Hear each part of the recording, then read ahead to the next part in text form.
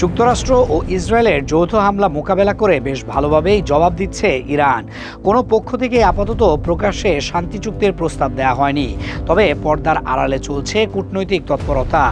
Iran যুদ্ধের মধ্যস্থতায় রাশিয়ার president Vladimir Putin বিভিন্ন প্রস্তাব দিয়েছেন। বিশেষ করে রাশিয়ার প্রেসিডেন্ট ভ্লাদিমির পুতিন ও মার্কিন প্রেসিডেন্ট ডোনাল্ড ট্রাম্পের সাম্প্রতিক ফোনালাপ এই সংকট নিরসনে নতুন এক সম্ভাবনার দুয়ার খুলে দিয়েছে। ক্রেমলিনের পক্ষ থেকে জানানো হয়েছে, ইরান যুদ্ধ এবং সামগ্রিক মধ্যপ্রাচ্য পরিস্থিতি শান্ত করতে প্রেসিডেন্ট পুতিন ট্রাম্পের কাছে বেশ কিছু সুনির্দিষ্ট প্রস্তাব দিয়েছেন। এই সমন্বয় প্রক্রিয়া শেষ পর্যন্ত কোন দিকে মোড় নেয়, এখন সেদিকেই তাকিয়ে আছে বিশ্ব। রাশিয়ার প্রেসিডেন্ট ভ্লাদিমির পুতিন শুরু থেকেই মধ্যপ্রাচ্যের উত্তেজনা কমানোর পক্ষে নিজের অবস্থান ধরে রেখেছেন। ক্রেমলিনের মুখপাত্র দিমিত্রি পেসকভ জানিয়েছেন, ইরান সংকট মেটাতে পুতিন ট্রাম্পের কাছে এমন কিছু প্রস্তাব দিয়েছেন যা দীর্ঘমেয়াদী শান্তি ও স্থিতিশীলতা ফিরিয়ে আনতে সহায়ক হবে। যদিও এই প্রস্তাবগুলোর বিস্তারিত এখনও জনসমক্ষে আনা হয়নি। সাংবাদিকদের পেসকভ বলেন, প্রেসিডেন্ট পুতিন পরিস্থিতি নিয়ন্ত্রণে আনতে শুরু থেকে বিভিন্ন প্রস্তাব দিয়ে আসছেন, যার অনেকগুলো এখনও আলোচনার টেবিলে রয়েছে।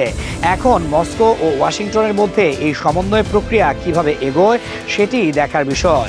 রাশিয়া স্পষ্ট করে দিয়েছে যে তারা সাধ্যমতো সহায়তা করতে প্রস্তুত, তবে এর জন্য সব পক্ষের মধ্যে গভীর বোঝাপড়া ও রাজনৈতিক সদিচ্ছা থাকা জরুরি। অনেকেরই ধারণা ছিল ট্রাম্পের সঙ্গে পুতিনের আলাপে ইরানের ওপর আরোপিত জ্বালানি তেলের নিষেধাজ্ঞার বিষয়টি প্রাধান্য পাবে। তবে পেসকভ স্পষ্ট জানিয়েছেন, দুই নেতার মধ্যে এই বিষয়ে কোনো বিস্তারিত আলাপ হয়নি।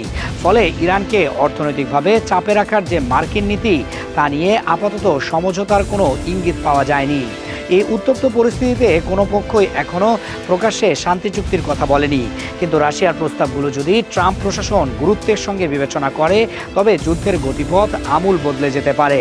ইরান সংকট সমাধানের চাবিকাঠি বা পুতিনের প্রস্তাবগুলো এখন ডোনাল্ড ট্রাম্পের টেবিলে। ওয়াশিংটন এই প্রস্তাবগুলো গ্রহণ করবে নাকি নিজেদের কঠোর নীতিতেই অটল থাকবে, তার উপরই নির্ভর করছে আগামীর বিশ্ব রাজনীতি। দিমিত্রি পেসকভ যেমনটা বলেছেন, আমাদের এখন কিছুটা ধৈর্য ধরতে হবে।